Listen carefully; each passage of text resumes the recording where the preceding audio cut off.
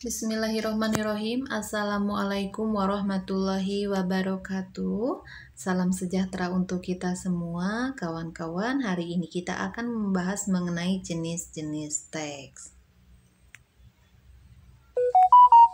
Jenis teks dimaknai sebagai genre dalam arti yang sempit. Genre sebagai jenis teks berdasarkan sifatnya dapat digolongkan menjadi genre faktual dan genre fiksional atau genre rekaan.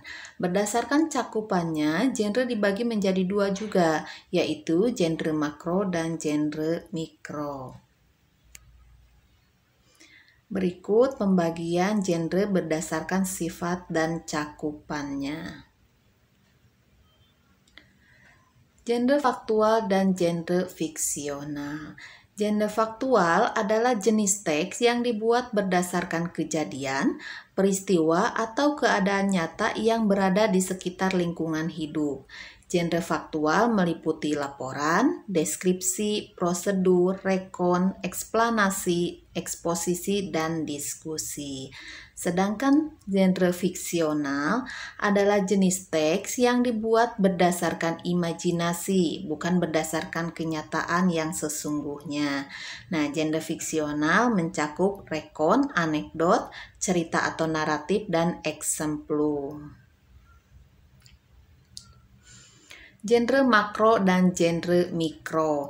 Genre makro adalah genre yang digunakan untuk menamai jenis teks secara keseluruhan. Genre makro berfungsi sebagai payung yang membawahi genre-genre mikro yang ada di dalamnya.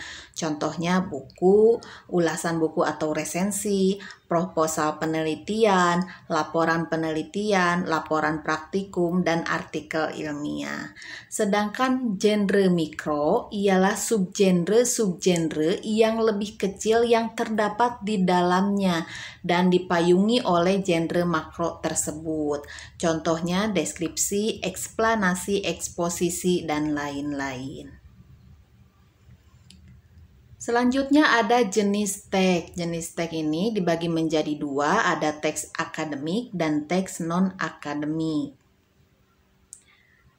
Jenis teks akademik atau teks ilmiah adalah tulisan yang diperoleh dari pengamatan, peninjauan, penelitian, dan bidang tertentu. Disusun menurut metode tertentu dan dapat dipertanggungjawabkan. Sedangkan teks non-akademik ialah teks yang penulisannya tidak didukung oleh fakta umum yang biasanya hanya berdasarkan fakta pribadi dan menggunakan bahasa formal yang populer. Nah, ini ciri-ciri teks akademik dan non-akademik. Ciri teks akademik, yang pertama sederhana, yang kedua padat informasi, yang ketiga objektif, yang keempat logis, yang kelima lugas, yang keenam tidak pleonatis, yang ketujuh taksonomik, yang kedelapan abstrak, dan yang kesembilan sistematis. Sedangkan ciri dari teks non-akademik, yang pertama ditulis berdasarkan fakta pribadi, yang kedua fakta yang disimpulkan bersifat subjektif, yang ketiga gaya bahasa konotatif atau populer, yang keempat tidak memuat hipotesis, yang kelima penyajiannya dibarengi dengan sejarah, yang keenam bersifat imajinatif, yang ketujuh situasi didramatisir, dan yang kedelapan bersifat persuatif, yang kesembilan atau yang terakhir tanpa didukung bukti.